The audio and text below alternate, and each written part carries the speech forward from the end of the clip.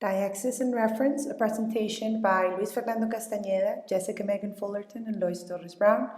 I will be presenting what constitutes the group effort regarding the script and the presentation design and the examples that have been contributions by all three members of the group.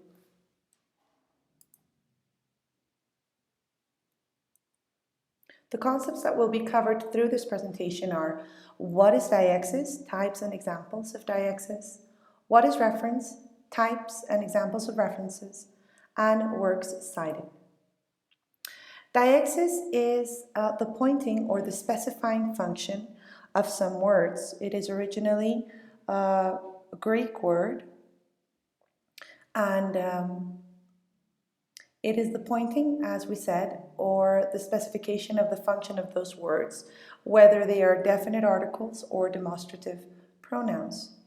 And their denotation will change depending on the discourse. So there are 4 labels or categories among deixis. They're time, place, person, and discourse.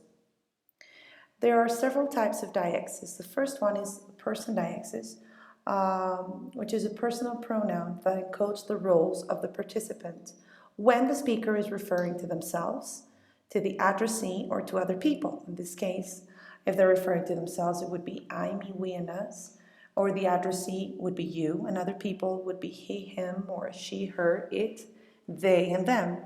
Some examples of this would be, for example, he tried to hurt me, but they came to the rescue, or would you like to have an ice cream cone? The second type of deixis is place deixis, which is the indication of the spatial location of people and the objects relative or referring to the participant in the speech event that is taking place. In this case, we look at the speaker's purposes, which can be to identify entities with demonstrative pronouns, this and that and those and these, or perhaps to inform about the location of an entity, for example, using adverbs such as here and there, which indicate proximal and distal objects, or prepositions like above and below. Finally, the last speaker's purpose could be to acknowledge a location of an entity. Some examples are he was sitting over there, or we love living here. The third type of deixis is time deixis, which is locating time or the points or intervals on the time axis using the moment of the utterance as a reference point. In this case, all participants are sharing the same didactic time origin, which means they have the same noun, and time is relative to the act of speaking. The didactic elements that can be identified are time adverbials, for example, before, yesterday, last year, before the utterance, today, now, soon, tomorrow. And tenses, for example, past simple in Rachel baked a cake, or Rachel had baked a cake when the doorbell rang, in which case had baked would be the past perfect, and when the doorbell rang would be the time reference. The moment of the event precedes the time reference, which precedes the moment of the utterance, and the moment of the event and the time reference are non-didactic, but the moment of the utterance and the time reference are didactic.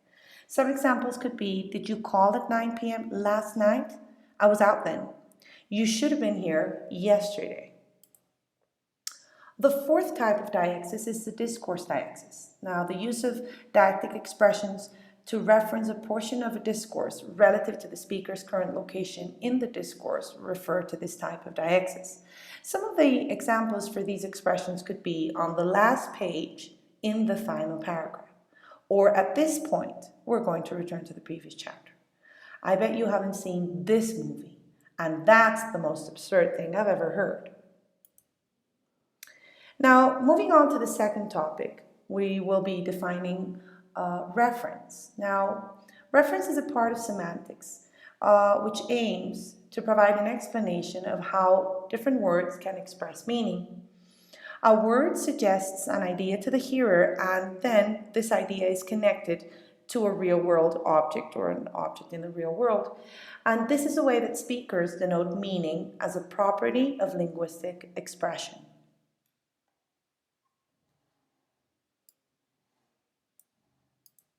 Now, there are different types of references. The first one is definite, and this constitutes the act of identifying entities through different linguistic expressions. through their properties. For example, the florist delivered flowers to her. In this case, the noun phrase can be identified by both the speaker and the listener, even without complete information about the target that is being referenced. Distinguishing elements for a definite type of reference are definite determiners, the, our, pronouns like I and she, names, proper names, locative adverbs here and there, and adverbs temporal like now or yesterday. Now, another type of reference would be the indefinite one, and it is the one in which the success of the act of reference doesn't depend on the individual features, only on the class. For example, a florist delivered flowers to her.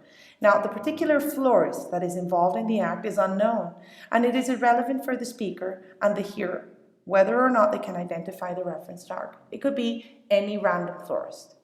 The distinguishing elements of this type of reference are indefinite determiners, indefinite pronouns, locative adverbs such as anywhere, and adverbs temporal like sometime. The third type of reference would be the generic reference, and these are the nouns that don't pick out a particular entity but address a general class. So, for example, the airplane is a safe mode of transportation. An airplane is a safe mode of transportation. Airplanes are a safe mode of transportation, which are statements about the general class. In this case, what we mean to say is that an airplane is a reliable mean of transportation. And this would be the bibliography for our work.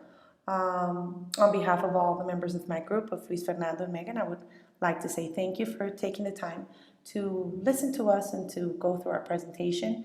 And thank you for the opportunity, for the learning opportunity on this activity. So thank you for watching.